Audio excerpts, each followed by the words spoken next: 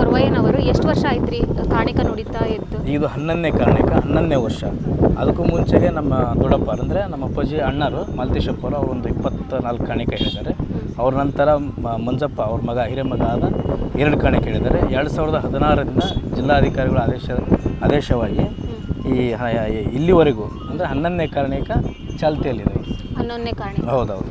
ಈಗ ಪೂಜಾ ವಿಧಿವಿಧಾನ ಹೆಂಗೆ ಸ್ಟಾರ್ಟ್ ಆಗ್ತದೆ, ಯಾವ ರೀತಿ ಮಾಡ್ತಾರ 11 ದಿನಗಳ ಕಾಲ ರಾಮಪ್ಪಜ್ಜ ಕೊರವಯ್ಯನವರು? ಈಗ ಸಾಯಂಕಾಲ ವ್ರತ ಏನಾದರೂ ಮಾಡ್ತಾರೆ? ಹೌದು, ವ್ರತ 11 ದಿನಗಳ ಕಾಲ ವ್ರತ ಮಾಡ್ತಾರೆ. ಏನು ಊಟ ಇಲ್ಲ, ಹಾಲು ಇಲ್ಲ, ಆಮೇಲೆ ಹಣ್ಣು ಇಲ್ಲ.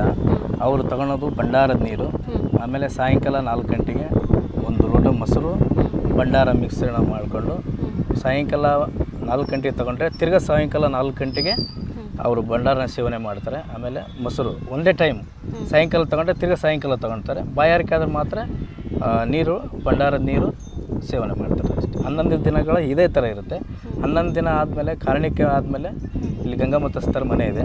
ಹಿಂದಿನಿಂದಲೂ ನಮ್ಮ ಅಜ್ಜ, ನಮ್ಮ ಅಪ್ಪಾಜರು, ನಮ್ಮ ದೊಡ್ಡಪ್ಪರೆಲ್ಲ ವಂಶ ಪರಂಪರೆಯಾಗಿ ಅವ್ರ ಮನೇಲೆ ಒಂದತ್ತಿ ಬಿಡ್ತಾರೆ. ಕಾರಣಿಕ ಆದಮೇಲೆ